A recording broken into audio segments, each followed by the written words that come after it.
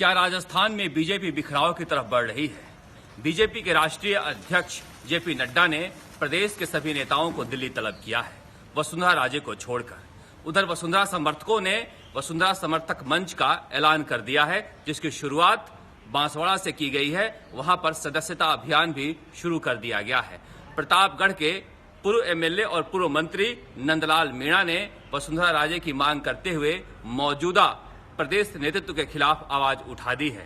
ऐसा लग रहा है कि अब वसुंधरा समर्थक गुट टकराव के मूड में है। जिस तरह से जेपी नड्डा ने अचानक से प्रदेश के नेताओं की बैठक बुलाई है, जिसमें प्रदेश अध्यक्ष सतीश पूनिया, विधानसभा में नेता प्रतिपक्ष गुलाब चंद कटारिया, उपनेता प्रतिपक्ष राजेंद्र राठौड़ को बुलाया गया है, जबकि वसुंधरा राजे को नहीं बुलाया गया है। उसे लेकर कई तरह के कयास लगाए जा रहे हैं। क्या केंद्र को कोई नई सूचना मिली है कि जिस तरह से राजस्थान में कुछ शुरुआत हुई है, माना जा रहा है कि बीजेपी ने इसे गंभीरता से लिया है। पहले भी चंद्रराज सिंघवी नाम के नेता यहां पर वसुंधरा फैंस एसोसिएशन वसु मित्र परिषद बनाए थे। उसके बाद उन्हें पार्टी से बाहर का रास्ता दिखा दिया गया था और इस बार भी वसुंधरा समर्थक मंच के बैनर तले जो वसुंधरा समर्थक हैं वो इकट्ठा हो रहे हैं और सदस्यता अभियान चला रहे हैं। अब पता नहीं इसकी जानकारी वसुंधरा राजे को है या नहीं, लेकिन जिस तरह से जनसेना के नेता रणधीर सिंह भिंडर अपने परिवार को लेकर वसुंधरा राजे से मिलने गए और वो तस्वीरें वायरल हो रही है, सीधे सीधे कहा जा सकता है कि वसुंधरा राजे गुट जो है अब टकराव के मूड में है। गुलाब चंद कटारिया के खिलाफ भिंडर माने जाते हैं और अपनी अलग पार्टी बनाकर बीजेपी से उन्होंने चुनाव लड़ा था और इसके बाद वसुंधरा राजे के साथ उनके परिवार की तस्वीरें साझा होती हैं, तो कयास लगना लाजमी है। और जिस तरह से ये जो इलाका है मेवाड़ का, इसी इलाके से वसुंधरा राजे के लिए आवाज उठ रही है और ये भी एक संयोग कहा जा सकता है कि जब सचिन पायलट के खिलाफ साजिशें रची गई तथाकथित रूप से और ये ऑडियो टेप आए तो वो भी इसी इलाके से आए थे। जो 4 बीजेपी के विधायक गायब हुए थे विधानसभा में जब वोटिंग हो रही थी, तब वो भी इसी इलाके से आए थे। तो इसे लेकर बीजेपी काफी गंभीरता से देख रही है कि कहीं कोई पार्टी में बगावत का मसला तो नहीं है, कोई पार्टी कोई अलग दिशा में तो नहीं जा रही है।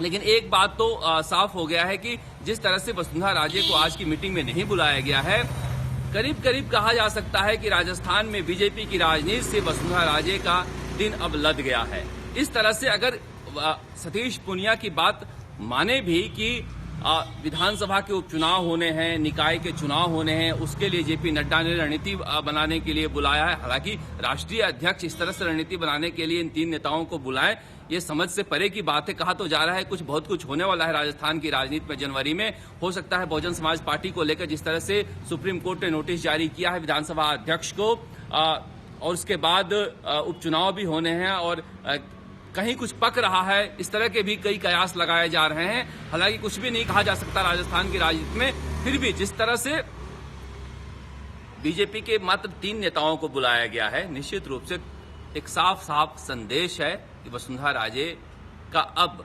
राजस्थान के बीजेपी की राजनीति में दबदबा नहीं रहा। उनके समर्थकों के बीच भी एक संदेश चला गया है कि अगर बीजेपी में रहकर राजनीति करनी है तो मौजूदा प्रदेश अध्यक्ष और मौजूदा राष्ट्रीय नेतृत्व के बैनर तले ही काम करना होगा।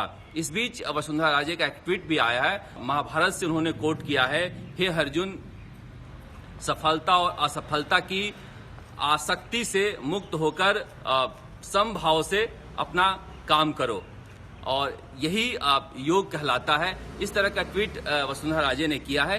तो निश्चित रूप से कहा जा सकता है कि बीजेपी की राजनीति में बहुत कुछ अंदर खाने पक रहा है और ये किस रूप में जाएगा ये 2021 में इस बात पर काफी निर्भर करेगा, क्योंकि कहा जा सकता है कि वसुंधरा राजे का जिस तरह का मूड रहा है वो बहुत लंबा इंतजार करने वाली नेता नहीं है और सीधे सीधे वो सत्ता में रहकर भी प्रधानमंत्री नरेंद्र मोदी से टकराती रही हैं, जो राष्ट्रीय नेतृत्व रहा है उसे टकराती रही हैं। ऐसे में अगर उन्हें दरकिनार किया जाता है तो चुप नहीं बैठेंगी, और चुप नहीं बैठेंगी तो निश्चित रूप से राजस्थान की राजनीति में नया समीकरण देखने को मिलेगा। और मुख्यमंत्री अशोक गहलोत इसी पर नजर गड़ाए बैठे हैं। उन्हें लगता है कि अगर बीजेपी में वसुंधरा गुट और जो मौजूदा गुट है, नेतृत्व है, उसके खिलाफ अगर झगड़ा होता है तो इसका फायदा आने वाले चुनाव में कांग्रेस को मिल सकता है और फिर से कांग्रेस सत्ता में आ सकती है। इस बात की उम्मीद लगाए बैठे हैं।